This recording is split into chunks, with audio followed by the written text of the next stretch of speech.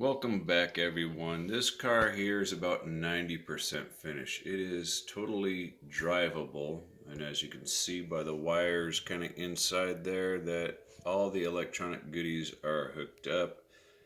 The only thing I'm lacking, because I am going to sell this one, I gotta order a new transmitter. I'm going to set it to mode 2 on the Red Cat Racing transmitter. That way it'll bind with this receiver that you can see in the back right there. I've had to take the interior off. I've kept the display case. I want to intentionally keep it as clean as possible. And then it's going to come with the paperwork. That's whatever is in there on all the other stuff. So this vehicle was never meant to be RC, but it is now RC. And I got to order some tire glue. I'm all out of tire glue, so I'm brighten it up a little bit, maybe a little bit too much, but anyway. And I retain the locking piece. Let's get that out of the way. So see, retain that, so that way you can permanently mount it to this display box. Let's dim it back down a little bit. There we go. We've got a 60 amp Hobby Wing ESC in there. This joker right here. Let's see.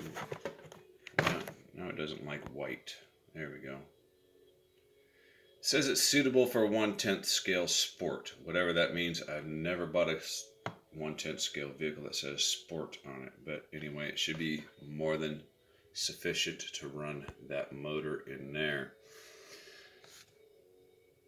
Retains the original body mounts on the back side. I burned out the LEDs. They run on a lot less voltage than I thought, so lighting is no longer an option, at least original lighting, so I'm not going to mess with lighting, even though there's ports in here if somebody wants to add them in the future. This vehicle is quite capable of it. Antenna is wrapped around here. I drilled a very small hole through here to get the antenna through there. I started cutting apart the interior to make room for the wires because it just wasn't sitting low enough, and as I was cutting out some of the interior, I think it was the front, it just relieved itself automatically, so I just went ahead and removed the interior.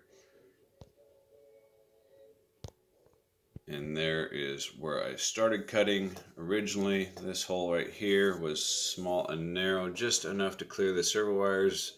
And I just started making it bigger and bigger because the wires looped around, and I started cutting out a small amount of this area to make room for these wires to get the body to sit down lower. And by that time, these front welded, I guess they plastic welded somehow. It just broke loose, so I just left it out. The driver is still retained in there. I guess if you wanted to put it back together for looks, and then the steering wheel is still there. I don't know, but I am going to sell this car.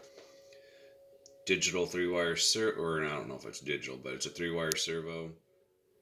I ended up changing the motor over. The custom rewound motor that I originally put in there, it spins a lot faster in reverse than it does forward. So I just want, instead of having to take it apart and rewind it again the opposite direction to see if that makes a difference, I just opted to go ahead and stick a 180 size motor in there that I know that works. The tires spin so fast they start to come off the rims, so that's why I need some CA glue. And then so I need CA glue, a transmitter, and then I'm going to put this joker up for sale on eBay. I'll test it in my garage first to make sure everything works. I did test it previously just to make sure the steering articulation works, then it moves forward and backwards. Of course, my garage floor is very slippery. It spins out quite easily. So that being said, it is what it is. I will include the custom made battery pack and a charger that uses the JST connectors, and then it plugs into your USB, either phone or port on your computer to charge the batteries. So we'll see how that goes. And in the meantime, I only had one comment Only had one comment on what should go on the chopping block, and that was to put the Lamborghini body on the Mini Q, but I think that's just too easy. So I'm going to go back to this is a 1/32 scale as far as I can tell. I think I'm going to do that one next. I'm going to see if I can incorporate a little bit of suspension in this one, whereas all the other ones I did not. Let's open it up. So here you're looking at it out of the box, and you can see there's just not much wheel space there.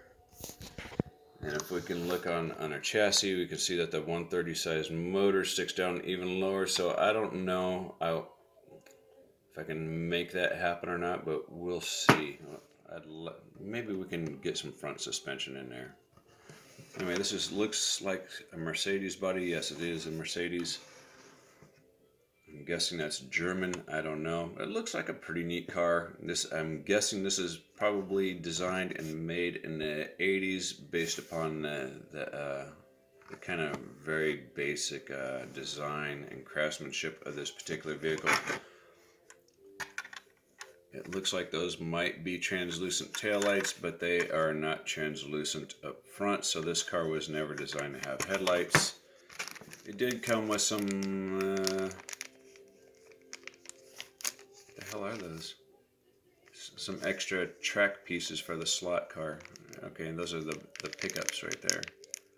Hard to see in the package. I'll leave those alone. I don't mess with that stuff. So I think this is going to go on the chopping block next, because my Porsche obviously didn't make it. We'll try it with this one.